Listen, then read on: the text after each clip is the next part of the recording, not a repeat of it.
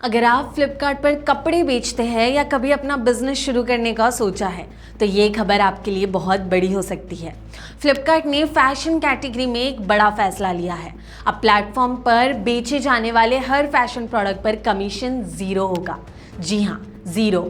और सबसे बड़ी बात, पहले ये बेनिफिट सिर्फ उन प्रोडक्ट्स को मिलता था जिनकी कीमत 1000 रुपये तक की होती थी, लेकिन अब ये लिमिट भी हटा दी गई है। यानी चाहे आप 500 रुपये की टी शर्ट बेचें या 5000 रुपये की डिज़ाइनर ड्रेस, फ्लिपकार्ट उस पर कमीशन नहीं लेगा। लेकिन फ्लिपकार्ट अचानक इतना बड़ा कदम क्यों उठा रहा है? इसे समझने के लिए पहले ये समझना ज़रूरी है कि ई कॉमर्स बिजनेस चलता कैसे है। नमस्कार, मैं हूं तमन्ना सिंह और आप देख रहे हैं मनी मंच। आज हम आपको समझाएंगे कि ई कॉमर्स बिजनेस कैसे चलता है। जब भी कोई सेलर फ्लिपकार्ट या किसी दूसरे मार्केट प्लेस पर अपना प्रोडक्ट बेचता है, प्लेटफॉर्म उस सेल का एक हिस्सा कमीशन के रूप में लेता है। ये कमीशन कैटेगरी और प्रोडक्ट के हिसाब से अलग अलग हो सकता है। इसका मतलब सेलर की कमाई का एक हिस्सा प्लेटफॉर्म के पास चला जाता है। अब जब फैशन कैटेगरी में कमीशन ही 0 कर दिया गया तो सेलर के पास ज़्यादा मार्जिन बचेगा और इसी पैसे को वो नए प्रोडक्ट्स लाने, इन्वेंट्री बढ़ाने, मार्केटिंग करने या अपना ब्रांड मजबूत बनाने में लगा सकता है। फ्लिपकार्ट का कहना है कि इस फैसले से लगभग 90,000 एक्टिव फैशन सेलर्स को फायदा होगा। इनमें MSMEs, D2C ब्रांड्स और नए इंडियन फैशन लेबल्स भी शामिल हैं। सिर्फ कमीशन ही नहीं, कंपनी सेलर्स को AI based demand insights, trend analysis और कैटलॉग मैनेजमेंट जैसे टूल्स भी देगी।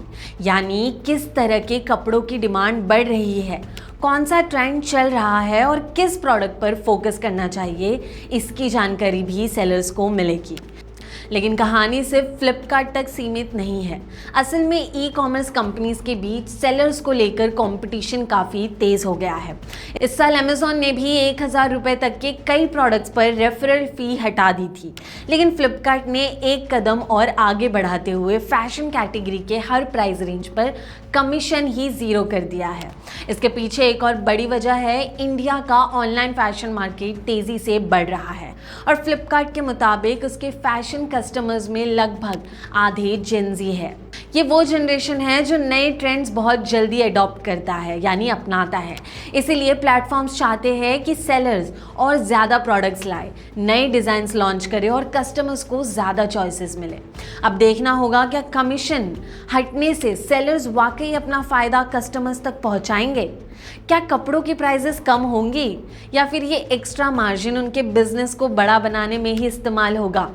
एक बात साफ है, अब ई कॉमर्स की रेस सिर्फ कस्टमर्स को डिस्काउंट देने की ही नहीं रही, बल्कि अच्छे सेलर्स को अपने प्लेटफॉर्म पर बनाए रखने की भी हो गई है।